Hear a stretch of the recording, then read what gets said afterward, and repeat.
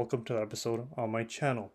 So today we have an exciting video for you. We are going to be looking at the most recent Investor Day presentation from one of my largest holdings and favorite companies in my YouTube dividend growth portfolio, and that is going to be Brookfield Corporation.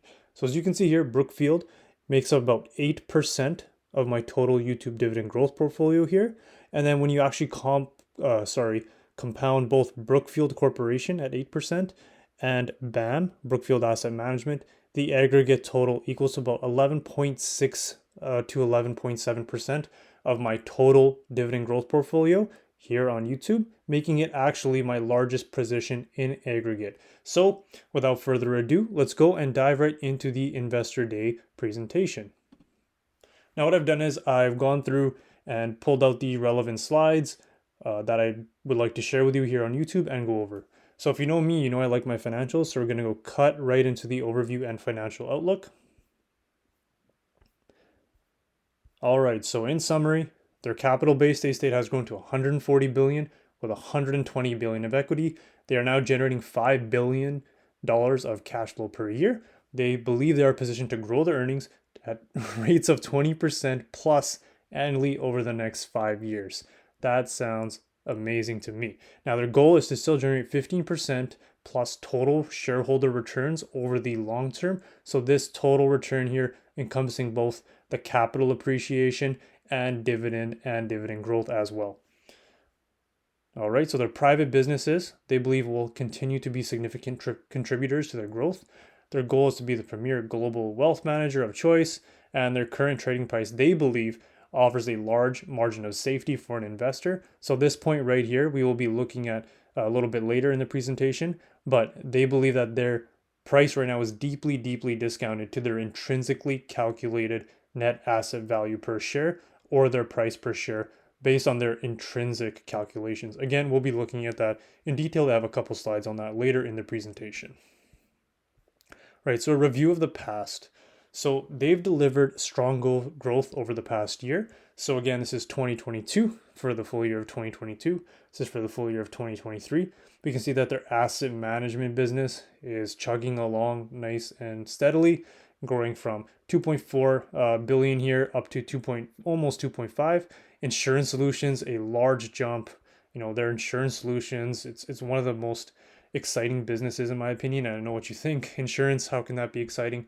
But the amount of cash flow that this insurance business currently right now is not huge that it generates, but I believe will be a great contributor to the overall Brookfield Corporation and the Brookfield ecosystem. The operating businesses, you know, basically in line, they fell a little bit. And when you go down to their actual distributable earnings before realizations, you can see that they have grown at a nice 21% year over year growth rate. So great growth here. And the earnings per share, distributable earnings per share, again, growing in line with that as well at 22%.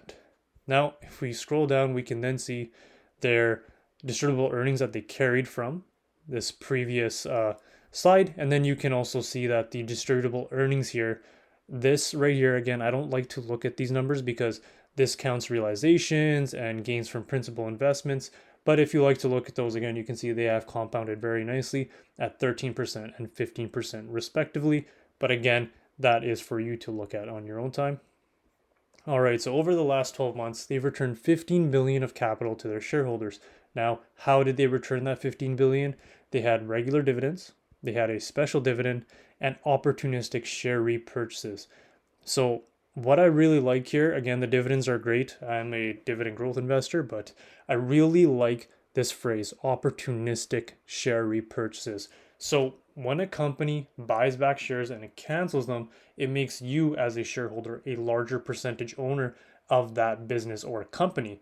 Now, what ideally we would like companies to do is to buy shares when they are cheaper than what they believe that the business should be valued at. So when a company does this, they're buying cheaper shares, thereby making you a larger business holder at a right time. So they let that value accrete to you, the shareholder, at the best or most opportunistic time. In other words, they're getting the most bang for their buck when they buy shares at a cheaper price. Similarly to how you would like to buy shares as an investor at a cheaper price, companies would also like to do that on your behalf. So again, I love to see that phrase right there, opportunistic share repurchases. All right, so they talk about their balance sheet here. Again, if you familiar with Brookfield, it's $5 billion in cash, 60 billion listed securities, 120 billion perpetual common equity, 11 billion in long-term debt. Again, very very strong balance sheet. All right, so this is a cool slide. So basically, they're communicating their previous 5-year plan and whether they met it or not. So these green dots here are actuals. So you can see in each year, and this is the past 5 years, so from 2019 until 2023, and these blue bar graphs here representing their estimated results, their projections.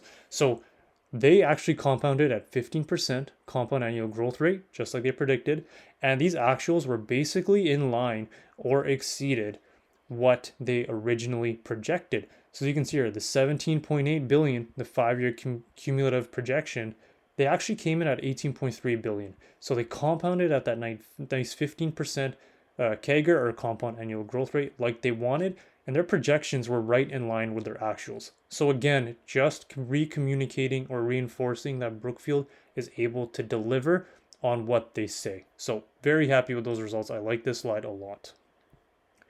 And right here, again, they're just communicating their ESG, environmental, social government practices with the PRI. Again, if you would like to look at that, I advise you to look at that and pause, take a look at that slide now.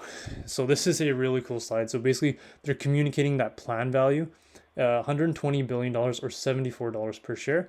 So what they're doing is here, they're valuing their businesses, the asset management business, 85 billion, the insurance solutions at 8 billion, operating businesses, that's like the renewable partners, etc., the publicly listed businesses at about 138 billion, less their debt and preferred capital, gives you a total value plan of 120 billion or a total value plan of $74 per share. Now these multiples, so they are their trading multiples as they call them. So they might seem expensive at a 24 times distributable earnings multiple today, but based on a forward basis or a forward-looking basis, they're actually trading at a 15 times average distributable earnings multiple. That is actually a very low forward multiple in my opinion because they are planning for very aggressive growth. So again, in my opinion, I believe that they're reasonably priced, especially when they're taking this total value plan per share. And if I actually look up Brookfield Corporation here, and I just type in, I can see they're trading at $33. So again, I believe they're still heavily discounted here. And it was a large red day in the market. So another discount, I was actually buying Brookfield today, but that again is not the topic of the video. But I still believe they're heavily discounted compared to their intrinsically or internally calculated value per share or price. All right, so we can look at their total return since last year at the $74. Again, this is their internal values, so the stock price is different. Brookfield, their management believes they know how to value their business better than anyone, and I really do trust in their management. So as you can see here, they've actually given you a 13% total return internally here when you count the cash and special distributions from their management business. All right, so again, they're communicating their growth in their value plan 5 years ago. They had 2018 $39 per share internally. They've compounded $74 internally, representing a 14 to 15% compound annual growth rate. And this was a function of carried interest, their asset management business, their operating businesses, and their insurance solutions, which has just picked up and will continue to keep on growing. All right, so they achieved a total return in excess of their target. So the growth in the value plan, as we saw that 14% previously, and the average dividend yield and the benefits of the spin-offs for you as the shareholder, resulting in a total compound annual return of 18%. All right, this is a really cool slide. So their shares have still delivered 19% returns over the past 20 years. So that's a 19% annualized return, merely having the price trade at a value. So again, this is commenting on this value. So just looking at this in comparison, so the dark blue here is Brookfield or BN, and then the S&P 500 here is in the light blue. So again, over this past 20-year period, 10% return from the S&P 500, Brookfield has a 19% return or an annual return. So outperforming the index, almost doubling the index every year. So great, great performance. Now, what's really cool is this intrinsically or internally calculated value per share by Brookfield at $74 is at such a deep discount they currently believe. And this, if this was reached, this would have represented, as they say, a 23% return per year. So an extra 4% if they ever get valued at what they believe is their internally calculated value per share. Okay, so this is speaking to that margin of safety, like I said, we would talk about. So again, that total value per share being at $74, like we saw. And then that equity market capitalization. So that is referring to the market price. So this was, a couple weeks ago, price was at 34. Again, we looked at the price today. It's at 33. So we can still do the calc if we like, but that represents a discount to plan value of 55%. How did they get that, you may ask? Well, let's take 74 minus the 34 and then divide by the original calculation and then times that by the percentage factor. So right there, 54 to 55%. That is how they reached this discount to plan value. So they're saying that this is a large margin of safety. So they believe that their price per share is actually discounted 55%. So I again, I'm not management or part of the business, but I tend to agree with them mostly here. 55% is a large discount, but again, I definitely think on my calculations, I've got them at a 30% discount. So there is some difference there, but again, they know their business a lot better than I do. But regardless, I still believe they're selling for a large discount currently, and they're trading at an 11 times distributable earnings multiple today. And when you factor in the future growth, again, here at this price, that's 7 times average trading distributable earnings per multiple over the next 5 years. So this just to me, again, speaks volumes to why I continue accumulating Brookfield. I believe that they are one of the most undervalued plays out there in the stock market. All right, so I'm going to shift gears here and look at their real estate. So a lot of people have been questioning their real estate. I actually love this update that they provided. I'm going to share that with you. It settled a lot of concerns that I had with the commercial real estate, and I'm sure other people had as well. So we'll be looking at that and diving deep into their update here. So their real estate business is performing extremely well. They have a core portfolio that continues to outperform the overall real estate market. They believe that they will execute value creation in their transitional and development portfolio. So it's T&D. They have a resilient economy, which drives demand for land and housing. They completed all of their refinancing with minimal liquidity impacts and anticipate to do the same moving forward. That is great. That was one of my concerns. With their debt coming up for renewal, how would they be able to refinance, and if so, at what cost? Again, they've stated that they've done it while maintaining their liquidity and anticipate to keep being able to refinance moving forward. And they can expect to deliver strong cash flows and compounding of capital for BN. So again, the real estate business focusing on compounding capital for Brookfield Corporation. All right, so they have a total of $24 billion of capital invested in real estate. That is comprised of these three sections. So their premier core, $14 billion here, transitional and development. So these are the properties that they're going to sell here, $7 billion here, and again, premier core, the properties they want to keep. Residential, $3 billion into a residential community. So their premier core, they believe it has an irreplaceable portfolio of 29 trophy mixed use precincts. So again, here when they say trophy mixed, that means that they believe that these properties are irreplaceable. They are the best of the best. They have wonderful tenants. Their locations are awesome, and they will hold on to these properties because they are such great, what they call trophy properties. So 41% of that is in premier office at about 5.2 billion, luxury retail at 6.7 billion, luxury residential and hotels 8% at 1.6 billion, luxury urban retail at 750 million. So those strong underlying fundamentals, as they call them. So those 10 trophy commercial complexes, 19 irreplaceable shopping centers. Again, a lot of this has to do with location, as we'll see in a little bit. But as you can see, the metrics here speak for themselves. They have relatively medium lease lives here, so 8 years.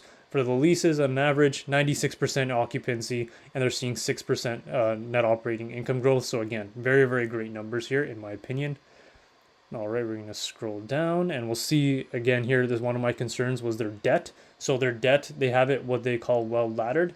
Now, well laddered meaning that it matures at different times, and they're able to deal with these maturities as they arise. So as they said before, they refinance, so 3% only in 2023 coming due. The other debt that is maturing in 2024 is 16%, 2025 16%, 2026 15%, and the bulk of it 50% maturing from 2027 and beyond. So again, great refinancing here in my opinion. All right, so you can see the core and mixed use businesses.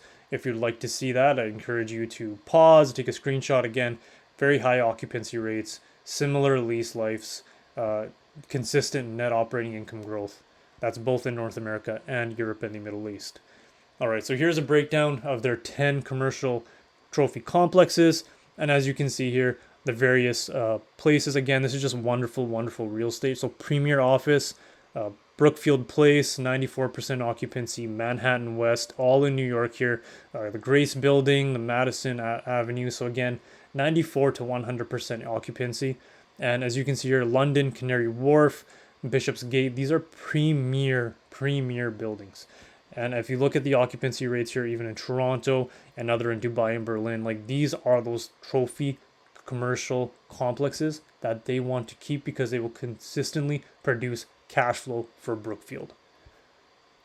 All right, so here are the other luxury residential and hotels, luxury urban retail, again, very high occupancy rates. If you'd like to take a pause and look at the numbers, I encourage you to do so, but great properties in my opinion. All right, so here they talk about their Brookfield Place, New York. Again, they believe it's, at 94% occupancy. It's just a great building in my opinion. Again, please take a pause and screenshot if you'd like to see these individual buildings, but I'm just going to scroll down to the numbers.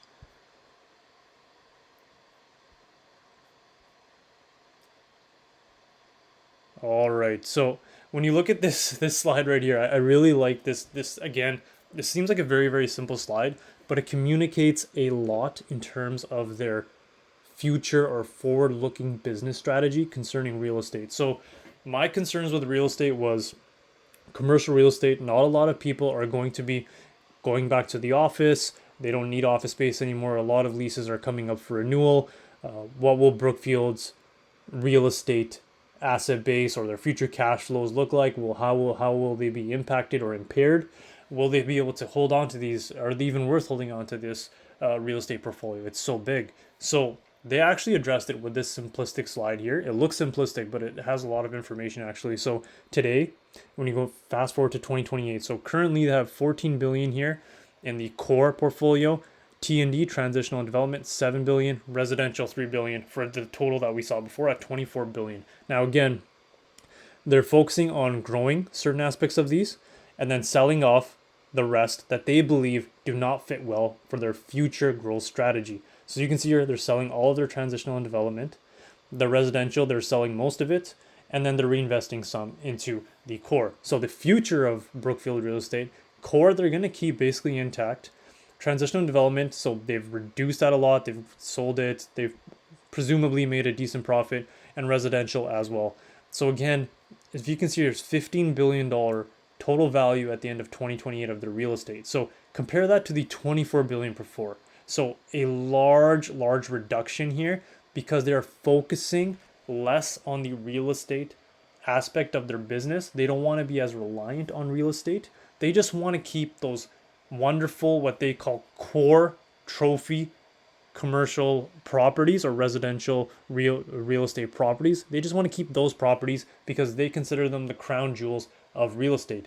They consider them irreplaceable and great locations, and they think that they will continue to bring in future cash flows as they have high occupancy rates, and people will always want to go to those specific properties. I love that they're focusing on what works the best, and they are going to get rid of the other no, I wouldn't call it not so great real estate, but the other real estate that is just not as good as the core real estate.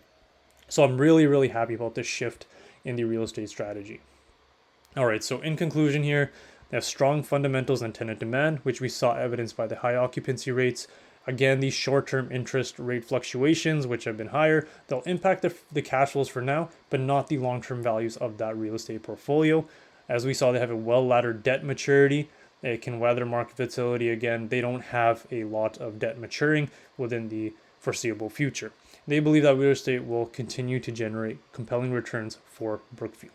So that was the real estate portion of the business. Now we're going to flip a switch and look at the insurance solutions portion of the business and see why I'm so excited about it. All right, so the executive summary here, after 3 years, they have a base of a world-class insurance business, compelling macroeconomic backdrop for this business, and they have access right here. This is one of my favorite lines here. Access to Brookfield Asset Management's investment expertise is a key differentiator to delivering outsized returns on BN's invested capital. So I want you to remember this. We're going to be looking at this in a minute as well. So with very little capital, they believe they're going to be able to achieve $5 billion of earnings annually here. And by 2026, the value of this business should be $30 billion. All right, over the next 20 years, they are projecting, again, this is the macroeconomic environment, or what they believe is going to be going on in the world. So they believe it's going to be $7 trillion of a shortfall in retirement savings, 50% increase in the US population that is aged 65 and older, and then more than 40% of the elderly population will be financially vulnerable. So those are a lot of tailwinds that they believe will end up working out in their favor and helping them sell their, other insurance products. So here we have their path to $100 billion in assets. They're showing the timeline of this reinsurance business. Again, it's still in its infancy. So 2020, they started it up $2 billion here in AUM. And then they had 2021, $15 billion in AUM with the reinsurance. 2022, they had the acquisition of American National. 2023, Argo Group, another $5 billion acquisition. And AEL, the American Equity Life Insurance, that's the big one coming in 2023, 2024. We'll scale them up to about $100 billion in assets under management in their insurance or reinsurance business. All right, so here you can see what they talk about their liabilities having a cost advantage. Again, 10-year average life here, lower than 4% average cost of these funds, and the average account size being less than 100K. All right, so their investment grade here, BBB plus. They have a lot of liquidity here, 30 billion, and then AA minus rating again on the platform, and they're benefiting their policyholders. Again, you can read about that again if you like. Now, what's really, really cool here as well is they talk about the interest rate again. They're actually, saying that the rising rates are a good thing. So the rates are normalizing, as they say. The rates have gone up, but they believe that rates will, go down in the next couple of years, or they'll normalize. And they say banks continue to retreat from making investments and taking on certain loans and investing in certain products. This is beneficial for Brookfield because they have a large capital base and they just keep investing. It just seems like no matter what the economy is or whatever, Brookfield just keeps investing and they focus on the long term. Like these interest rates and things that actually, might affect day-to-day stock prices or values.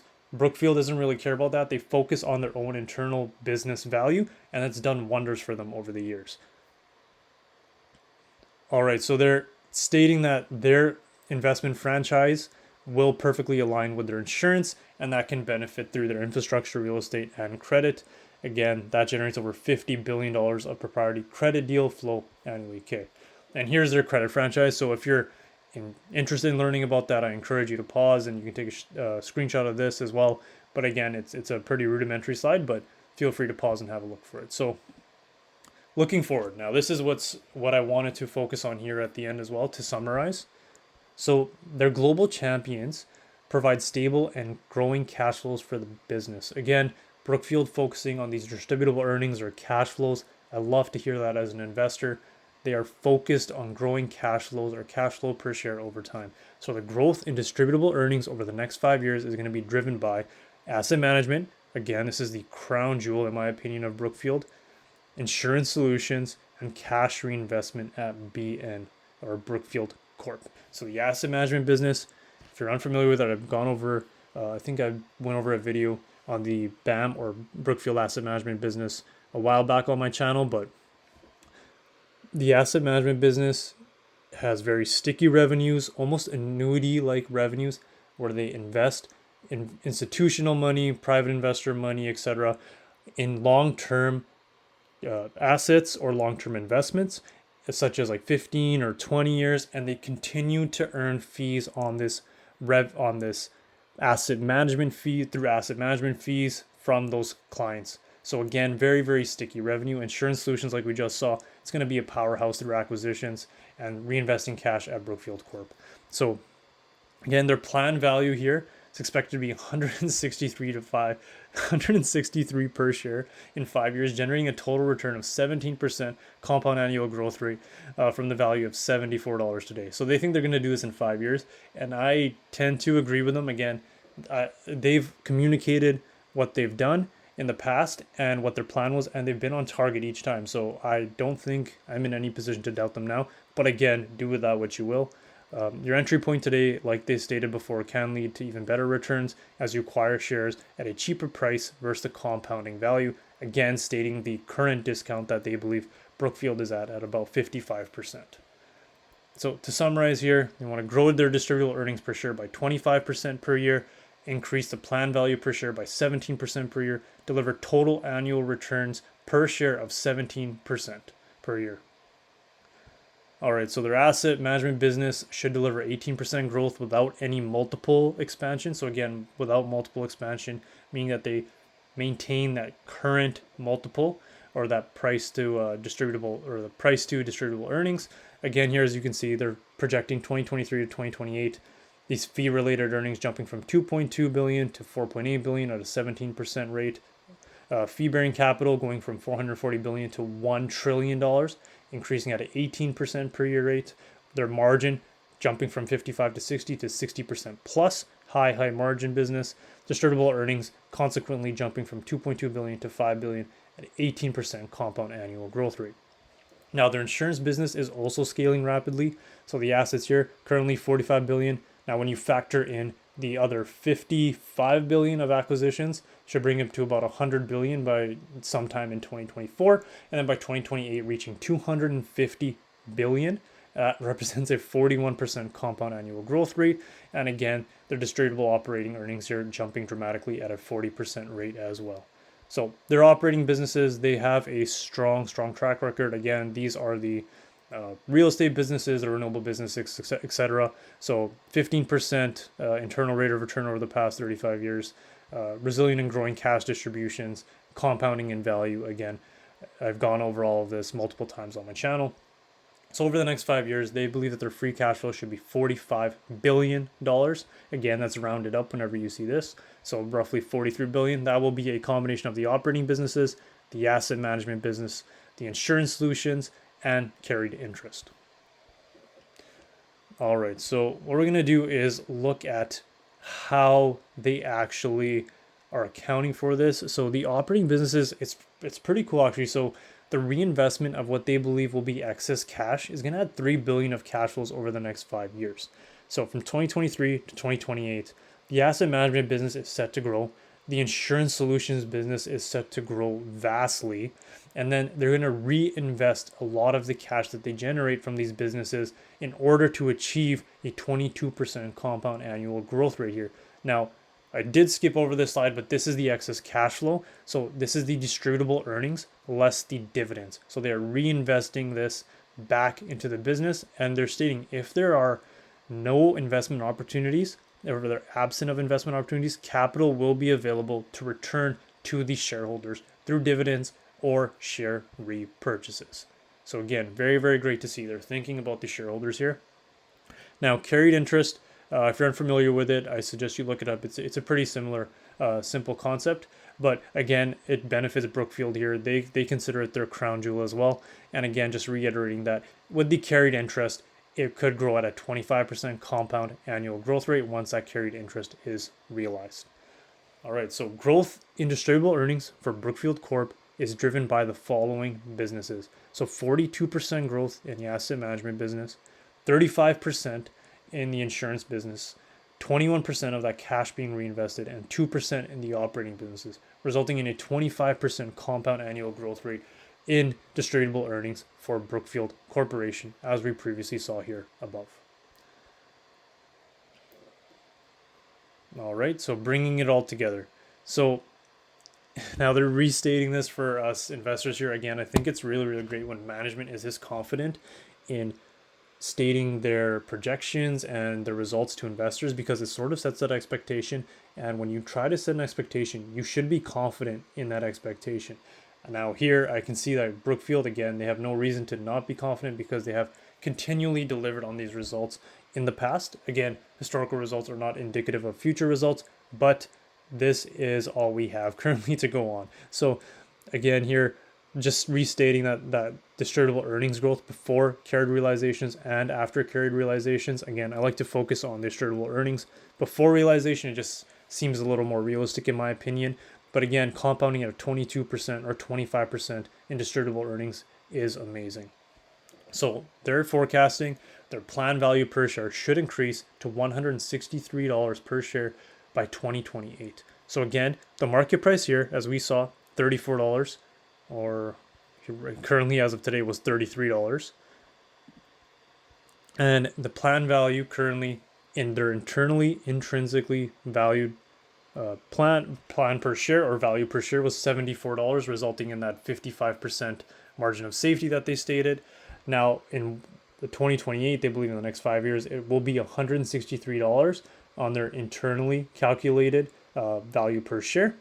This will be achieved by carried interest, the asset management business, growth in insurance solutions, and reinvesting all of those future cash flows. So if you believe that their current planned value is what they are worth, then that $74 will compound to $163, resulting in a 17% total return. Now, if you believe that the current market price can reach that $163, you would result in a 37% total return here on Brookfield, compounded annually. So again, huge discount. But again, Brookfield Corp, this is their internally calculated values. So take that with a grain of salt. So I suggest that you do your own value calculations.